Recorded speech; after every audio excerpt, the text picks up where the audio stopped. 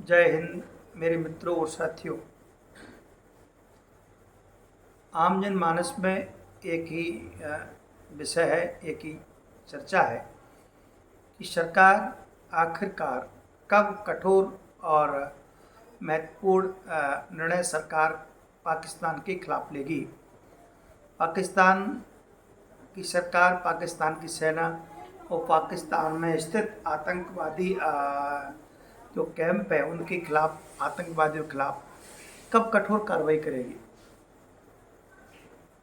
1990 से लेकर के आज तक देश और जम्मू कश्मीर में अनेक आतंकवादी घटनाएं हुई, लेकिन सरकार ने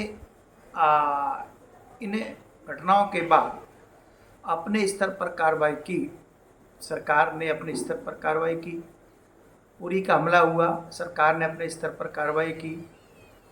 उरी का हमला के बाद पुलवामा हुआ, सरकार ने अपने स्तर पर कार्रवाई की। लेकिन पहलगाम का जो हमला है, जो अटैक है, जो आतंकवादियों ने किया, हिंदुओं को मारा है, ये जिहादी अटैक बोलते हैं इसको। तो ये इस हमले को लेकर के सरकार गंभीर है। लेकिन जहाँ तक बात पाकिस्तान के प्रति और वहाँ के आतंकवादियों के खिलाफ, वहाँ की सेना के खिलाफ कार्रवाई की जहाँ तक बात है, इसमें सरकार आम जनमानस का मन टटोल रही है। और आम जनमानस के साथ साथ अंतर्राष्ट्रीय स्तर पर भी अंतर्राष्ट्रीय स्तर पर जो देश हैं उनके भी प्रति उनकी प्रतिक्रिया है, उनके बयान, उनकी समर्थन विरोध, यानी सभी विकल्पों पर सरकार विचार कर रही है। लेकिन सबसे महत्वपूर्ण है कि देश के भीतर आम जनता क्या चाहती है, देश के नागरिक क्या चाहते हैं,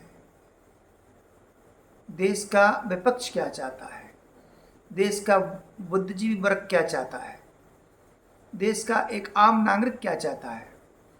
देश का आम नागरिक, देश का बुद्धिजीवी वर्ग, देश का विपक्ष, यहाँ तक कि सभी वर्ग, धर्म संप्रदाय के लोग सरकार से यही आशा कर रहे हैं, यही अपेक्षा कर रहे हैं कि सरकार हमेशा हमेशा के लिए चलने वाला आतंकवाद, वो आतंकी कैंपों को समाप्त करे और पाकिस्तान में घुस कर के पाक अधिकृत कश्मीर, इसमें मुजफ्फराबाद, मीरपुर, गिलगिट बाल्टिस्तान, जो हमारा भारत का जो हिस्सा है, जिसको पाकिस्तान अवैध रूप से उस पर कब्जा किए हुए है, उसमें आतंकवादी कैंप संचालित होते हैं।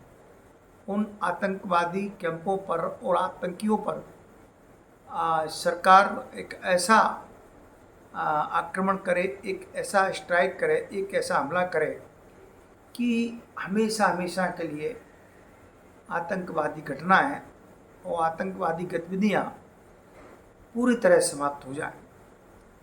लेकिन देश की जनता सरकार से आग्रह कर रही है, कह रही है कि अब विलंब के कारण कीजिए, आप विलंब न करें। लेकिन सरकार भी एक एक नागरिक की भावनाओं को, एक एक नागरिक की विचारों को, सोच को समझ रही है। तो सरकार नीचे से लेकर के ऊपर तक, आम जनमानस से लेकर के अंतर्राष्ट्रीय स्तर तक सभी भावनाओं और क्रिया प्रतिक्रियाओं का इंतजार तो कर ही रही है, लेकिन पूरी तरह से तैयार, गंभीर भी है। सरकार ने अपने स्तर पर आतंकवाद से निपटने के लिए, आतंकवादी संगठनों से निपटने के लिए पूरी तैयारी कर रखी है। अब की बार जो हमला होगा, आक्रमण होगा, वो मुझे लग रहा है कि 65 और 71 और 99 से भी बड़ा होगा। 4 से 5 युद्ध पाकिस्तान भारत के साथ लड़ चुका है और सभी युद्धों में बुरी तरह से हार चुका है। हारा हुआ देश एक निराश देश, एक आतंकवादियों का अड्डा देश, एक बर्बाद देश, कंगाल देश, एक बहुत बड़े राष्ट्र से, एक शक्त संपन्न राष्ट्र से, हम ये कहें भगवान राम के राष्ट्र से, जहाँ की सनातनियों का देश है, उससे लड़ने का पूरा मन बना के बैठा है। लेकिन ये इसमें पूरी तरह फेल होगा और भारत के आक्रमण का सामना इसने आज तक नहीं कर पाया। लेकिन अब की बार का जो आक्रमण है, जो हमला है, वो बहुत ही तेज और तीव्र गति से होगा और हम पूरे देश के नागरिकों की, सारे बुद्धिजीवियों की, विपक्ष का ये मानना है कि जो गलती पंडित नेहरू ने पाक अधिकृत कश्मीर को लेकर की, उस गलती को सुधारा जाए और पाक अधिकृत कश्मीर और गिलगिट बाल्टिस्तान दोनों क्षेत्रों को देश की सरकार अपने ताकत के बल से अपने सीमा को, जम्मू कश्मीर को अपने अंदर मिलाएगी और ये देश के लिए, समाज के लिए बहुत बड़ी उपलब्धि होगी। अखंड जम्मू कश्मीर बनेगा और पाकिस्तान की वो हालत होगी, वैसे भी वो आंतरिक मामलों से जूझ रहा है, चाहे सिंध हो, चाहे बलूचिस्तान हो। बलूचिस्तान के लोगों ने, वहाँ की VLA ने अधिकांश नगरों पर कब्जा कर लिया है और वो ये चाहते हैं कि भारत की सरकार हमारा समर्थन करे। लेकिन भारत एक शांतिप्रिय और एक लोकप्रिय देश है और ये कभी युद्ध नहीं चाहता, लेकिन युद्ध जब थोपा जाता है तो ये पीछे नहीं हटता है। ये भगवान राम का देश है, ये बुद्ध का देश है, भगवान परशुराम का देश है, ये सरदार पटेल का देश है, अटल बिहारी वाजपेयी का देश है, ये महान विद्वानों, संतों, भक्तों का देश है, वीरों का देश, शिवाजी का देश है, महाराणा प्रताप का देश है, अब्दुल कलाम का देश है। ये त्याग तपस्वियों का देश है और पाकिस्तान किसी भी कीमत में अब इस देश से टकरा नहीं सकता है और टकराएगा तो पाकिस्तान हमेशा हमेशा के लिए विश्व के नक्शे से समाप्त हो जाएगा और इसके कई टुकड़े हो जाएंगे और बर्बाद हो जाएगा।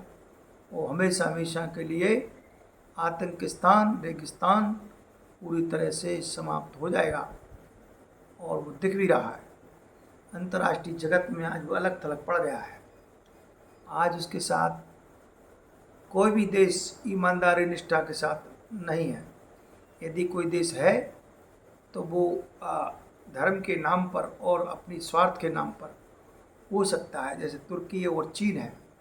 लेकिन भारत के साथ, विकास के साथ, भारत की नीति के साथ, भारत की ईमानदारी के साथ और आतंकवाद के खिलाफ सारा विश्व समुदाय भारत के साथ है।